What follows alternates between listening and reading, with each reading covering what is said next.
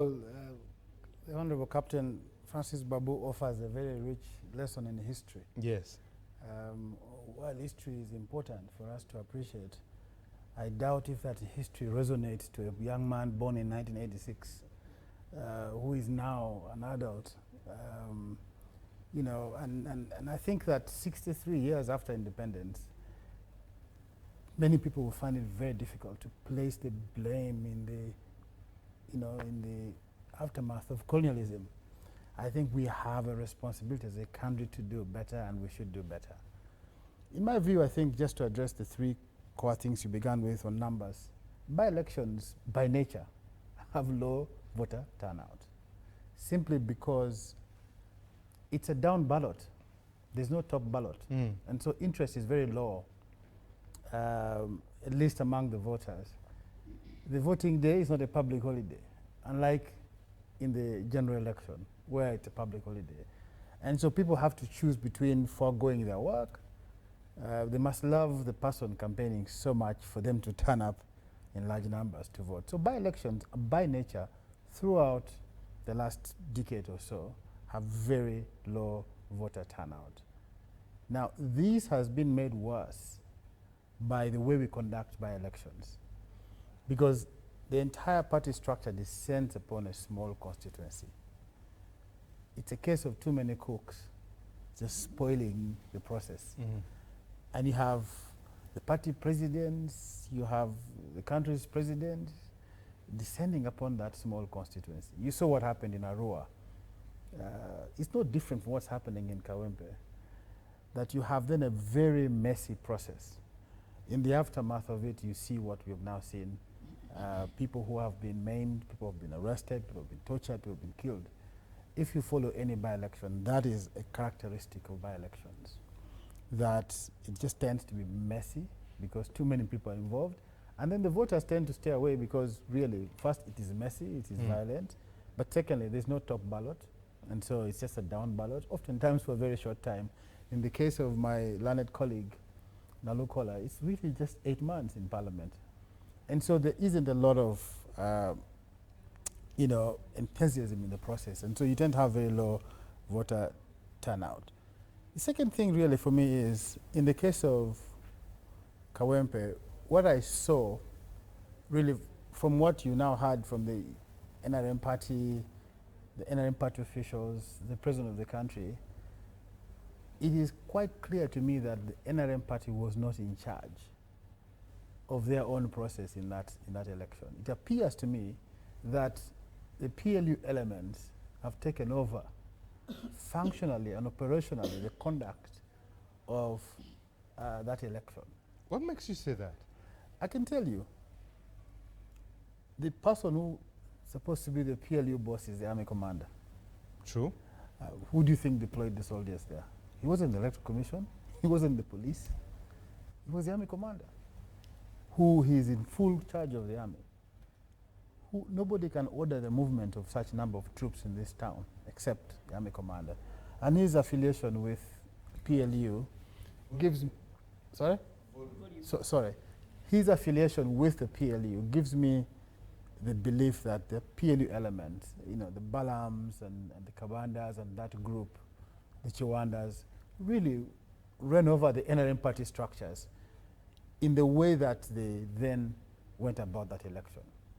And it is for two reasons. I think they have their eye on the next election, that having been abandoned by their party, by their leader who was supposed to be on the ballot, now he's the army commander, they've gone back to the party and they want to take over the structure of that party.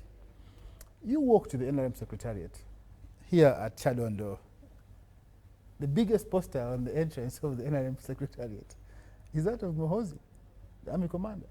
So for me, I think that there's just a functional overrun of that political system and party by that external interest in a way that now gives us what we see in Kawempe. The other reason is this, that you have people who have promised the NRM that we have Buganda. We are going to get Buganda back from NUP. And boy, have they made a killing from it. All manners of people from the person who claims to be a ghetto president in, what's his name? The disabled guy. You have Kusasira, Butcherman, Kusasira, and that group. They have promised the president, we have Buganda. And now the chance to deliver presented itself in Kawempe, and they were failing. How best do you then cover your tracks? It is to be able to make the process messy and blame other people. But all that said, your question was about the law. I don't think this is a legal problem. I don't even think the courts are going to be able to resolve it. I actually think it's unwise for the NRM to seek to go to court, because if they do so, their own mess in that election will be exposed. I don't think that a court process will solve this. This is a deeply political problem. And as Captain Francis Babu said, you need to have a dialogue. We must de-escalate, because we are getting into radicalized politics. On both ends of the divide. On the NRM side, there's just a certain fear in certain constituencies, especially where there's a noob stronghold, that they descend so hard upon the people and use such violence. And in the opposition elements, there's a certain element of frustration. People don't see a possibility of change through elections. And they tend then to become rather unconventional in the way they approach politics. And so you have to de-escalate. You cannot de-escalate unless you show a commitment to a genuine, free and fair process. These coming elections might even be worse than the past elections, if we are to go by the trend. And I'll end by saying this, that you do not have accountability for past violations. I spent all my energy and life, and for it I went to jail, documenting the violations in the last election. Many people who are involved in killing people on the street. The president himself admitted that his security forces killed 54 people on November 18th and 19th of 2020. But I can tell the figures are much higher. But more concerning is that the people who are involved in those exercises have been promoted. They're heading security agencies. There's no accountability. If you don't raise the cost of human rights violation, if you don't raise the cost of the subversion of a political process, these kind of things will become a common feature of our election. You say the structures of the NRM, and you almost sound like the structures of the NRM have been hijacked by PLU. What characterizes your thought process to be able to have this as a comment from you? First, the NRM Secretary General and party officials don't know what happened. They themselves are saying we were cheated. They don't know what happened. It is inconceivable to think that it was NUP deploying JAT officials with guns. It's inconceivable to think that it was NUP deploying people to beat up journalists. So the party doesn't know what happened. Saying, yeah, we're going to go to court, we were cheated, we don't know what happened.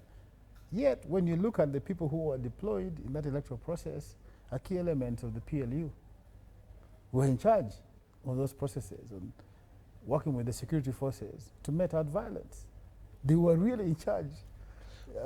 You look at people like Balam, really Balam, without PLU, what is Balam? A music producer and concert organizer. Balam was in charge of that mosque area where, 2 members were packed within a polling station.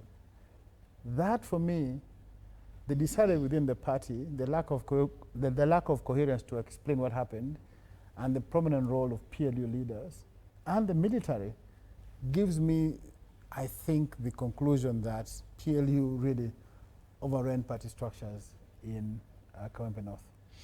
You have been doing the trends, before I get to Professor, 2016, 2011, 2021, and you have seen especially the escalation of the violence. First it was to the opposition. This one particularly, it was to the journalists. What happens to the change of tact in this? What causes the change of tact in this, in your reading? So, and I spoke to some of those people who are beating up people because I know some of them. And I asked them, what is the problem? And they gave me a simple explanation. That as a soldier I am deployed with orders to go and beat up people, right? If I beat up people and I'm identified, the system is willing to sacrifice me. So what do? First, I cover my face. I try as much as possible to disguise.